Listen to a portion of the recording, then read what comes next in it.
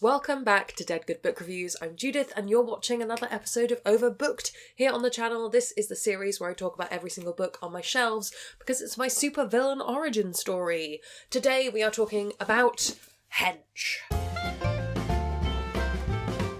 Some quick disclaimers before we start. Number one, I'm losing my voice a little bit. I'm sorry if this is a little bit raspy. It is what it is. Number two, I was gifted this book by my wife. Regardless of where books come from, nobody's paying me to talk about books except my patrons, and all opinions are my own. Number three, I'm going to keep this as spoiler-free as humanly possible. If you do want to go into this book knowing absolutely nothing, pause the video, come back when you've read it, we'll talk then.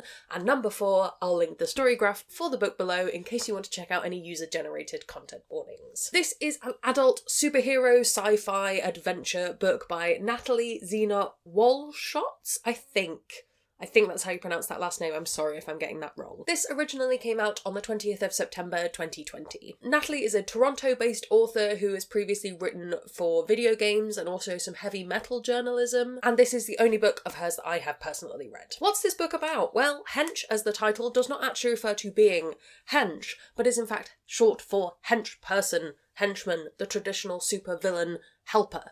And let me tell you all about her. Anna does boring things for terrible people because even criminals need office help and she needs a job. Working for a monster lurking beneath the surface of the world isn't glamorous, but is it really worse than working for an oil conglomerate or an insurance company? As a temp, Anna's just a cog in the machine, but when she finally gets a promising assignment, everything goes very wrong, and an encounter with the so-called hero leaves her badly injured.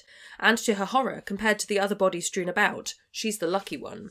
So of course, then she gets laid off. With no money and no mobility and only her anger and internet research acumen, Anna discovers that her suffering at the hands of a hero is far from unique. When people start listening to the story that her data tells, she realises she might not be as powerless as she thinks. Because the key to everything is data, knowing how to collate it, how to manipulate it, how to weaponize it. By tallying up the human cost these caped forces of nature wreak upon the world, she discovers that the line between good and evil is mostly marketing, and with social media and viral videos, she can control that appearance. It's not too long before Anna's employed once more, this time by one of the worst villains on Earth. As she becomes an increasingly valuable lieutenant, she might just save the world. A sharp, witty modern debut, Hench explores the individual cost of justice through a fascinating mix of millennial office politics, heroism measured through data science, body horror, and a profound misunderstanding of quantum mechanics. Long blurb, sorry about that. Spreadsheet anti-hero who's bringing down the system? Yes, please. One of my big reasons I think you should read this book is the superhero world building, which I think is a very specific thing. Often in superhero books, one of the things that is the most fun to explore is what a world with superheroes in it looks like on a day-to-day. And that can be as simple as, how do people in this world get powers? Is it just very specific individuals, or is this a global thing? And it can go all the way to this, which explores what's the admin like for superheroes and supervillains. And I thought that was really interesting. And what I like about this particular take on it is that often people have an urge to just explore the really cool bits. Like the thing I'm thinking of is like Marvel Shield background people who are like scanning away on screens and doing exciting things and marching around in their little uniforms. But actually somebody sat with a spreadsheet. And this book not only acknowledges that sometimes things are a little bit boring to most, but also, my favourite thing, acknowledges that data is really cool and really powerful and really useful, and those people are doing important things in this fictional world, but also the people with the spreadsheets are doing good things in this world. I should have brought my spreadsheet mug for this video, but alas I forgot. So yes, the day-to-day elements of this story and the way that superhero world building plays in is probably one of my favourite aspects of this. I like the idea of a supervillain temp agency and people going for all these different jobs. I think that bit from the blurb about millennial office humour really rings true to me. And I think I first read this when I was probably about 3 or 4 years into the working world, and now that I'm more like 7 years in, I really do feel a lot of it is very applicable, and it's kind of reassuring in a way to have that shared experience even though you don't work for a supervillain. Sometimes you've still got to worry about whose birthday cake needs buying next. I like the way that this book poses morality, and as I say, again, in the blurb it talks about good and evil being basically exactly the same, just the difference is marketing.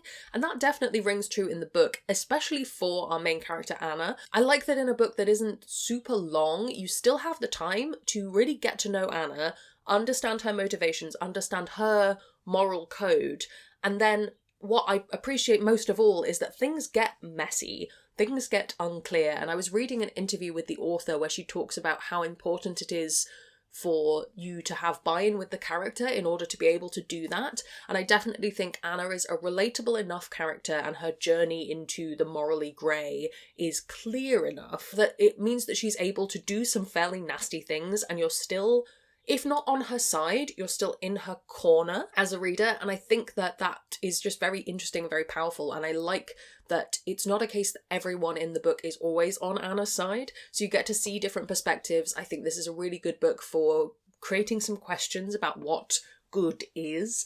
And obviously in our world we don't have superheroes, but we do have people who are claiming to be good and who are pinning other people as the villains, and it's really important that we examine that. And I think one of the most important things that this particular kind of book, these superhero books, do is allow us to explore our own world through this lens of a world that is just slightly different from our own. This book is very funny. It has a lot of that, again, millennial workplace humour. It has a lot of heart to it. It's very enjoyable. All at the same time as not shying away from the fact that these are supervillains. They don't tame the supervillains so that you can still enjoy the book. There's some really dark stuff, and the balance between the two is handled very well. The tone of the book overall is set up phenomenally, and I think it just means that you can really enjoy a exciting plot that does that thing of starting in a place and you have no idea where it's going to go from there, and by the time you get to the end you think, there's no way this could have gone any other way, but I was never expecting this. And that's one of my favourite kinds of plots to enjoy. The actual writing style is hugely readable. I found it really easy to engage with. I've read this twice now, and both times I found it just super readable, super easygoing,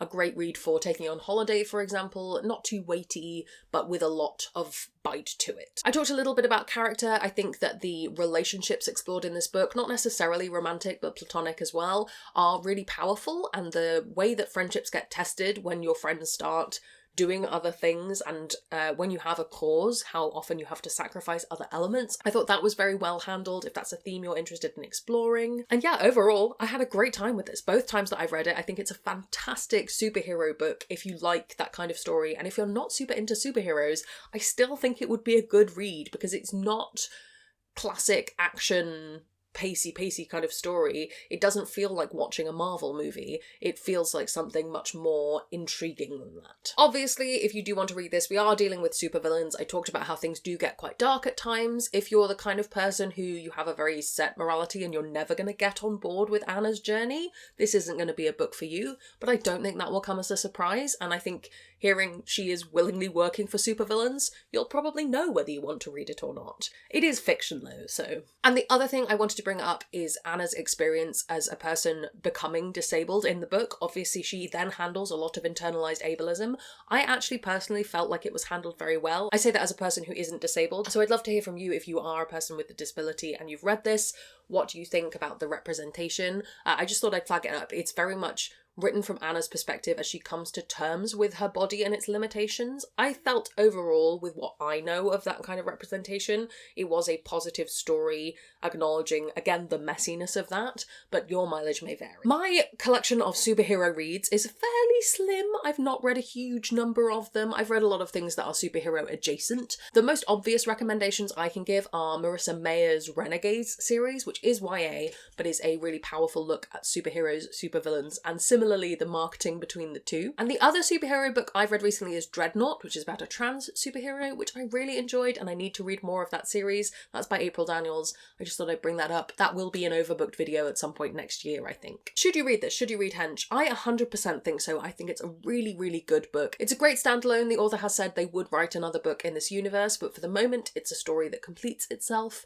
It's really enjoyable. I would say absolutely go out and get yourself a copy and give it a read. Have you read this? Do you have plans to? Let me know down in the comments below. You can also put any of your favourite superhero media, whether that's books or films. What are your favourite heroes/villains? Let me know. While you're down there commenting, if you haven't already, please do subscribe. It makes me feel loved and appreciated. You can also follow me on social media. Come hang out on Discord where we have chill chats about books. I'd like to say an enormous thank you to all the ghosts who haunt me over on Patreon. They support the channel and in return get early access to videos, bonus content, live streams and more. If you'd like to join their number, that's linked in the description as well. Thank you so much for watching. That's all from me, and I will see you in the next one.